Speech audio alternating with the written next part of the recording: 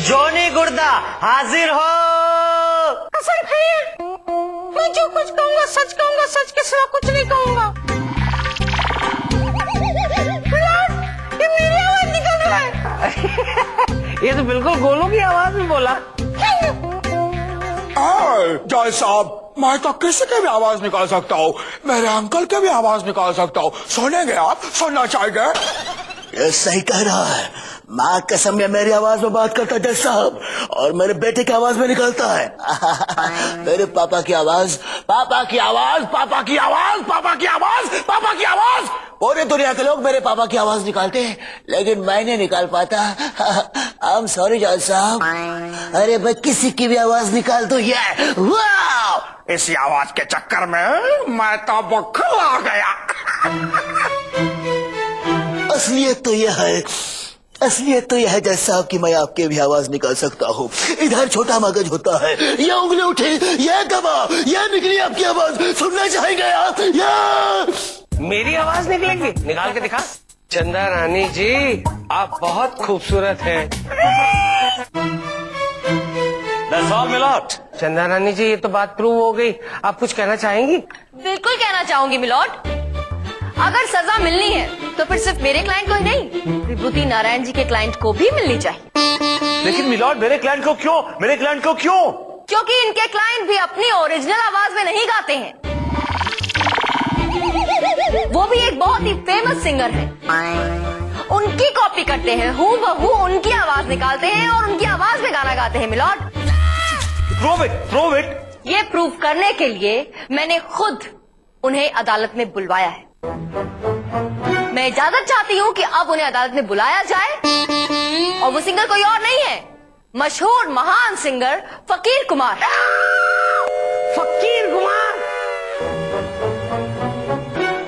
फकीर कुमार साहब बाहर खड़े हैं। अरे मैं तो उनका बहुत बड़ा फैन हूँ। बुला, इज्जत से बुला। फकीर कुमार हाजिर हो।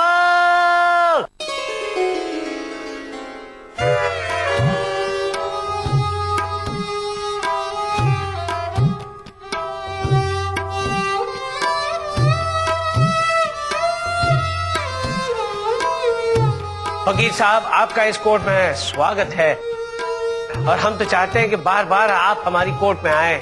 जज साहब, बद्दुआ मत दीजिए। अगर मैं बार बार कोर्ट में आने लगा तो बर्बाद हो जाऊंगा। हाँ, ये भी बात सही है। चंदा रानी जी, प्लीज कंटिन्यू। फकीर साहब, आप बताइए अदालत को कि ये जो चंपक उदास है किस किस्म का इंसान है, इसकी हकीकत क्या है? हकीकत क्या है मोहतरमा? आजकल हमारी फिल्म इंडस्ट्री में जज साहब बहुत चोरियां होती हैं। मेरे कहने का मतलब है कि इसकी कहानी उसने चुरा ली और उसका पंच उसने चुरा लिया, उसके लिरिक्स उसने चुरा लिए तो उसकी आवाज उसने चुरा ली। यानी मेरे कहने का मतलब है कि ये जो दोनों बैठे हैं, शनि मंगल, ये मेरी आवाज में गाना गाते हैं, मेरी आवाज में। क्या? अगर ऐसी बात है तो आप अपनी आवाज में गा के दिखाइए। तो सुनिए हुजूर, सुनिए।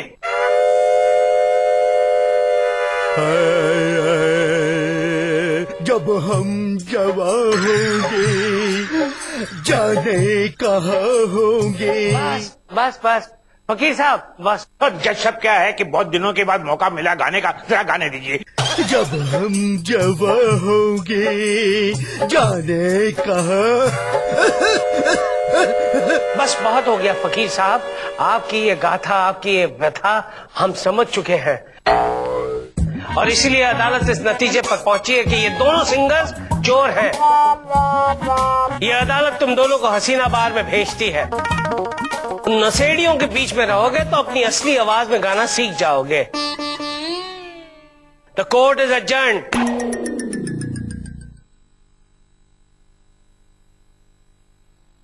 ना तूने सिग्नल देखा ना मैंने सिग्नल देखा, एक्सीडेंट हो गया। रब्बा रब्बा हो गया एक्सीडेंट? रब्बा रब्बा। आज का केस विजय दीनानाथ चौहान ने अपनी मां सुहासिनी चौहान पर यह केस दायर किया है कि विजय उनका सगा बेटा है, लेकिन फिर भी उन्होंने अपनी सारी जायदाद कृष्णा अय्यर नारियल पानी वाले के नाम पे कर दी है। अरे क्या एक दिन तो अपने घर को भी जला देगा? ये कल किसने देखा है? किसी ने नहीं देखा। अभी मैं इसको अभी जलाता है, अभी जलाता है भाई। ये देखो, देवी जी ये पागल हो गया है, सच में ये घर जला देगा। अरे भागो।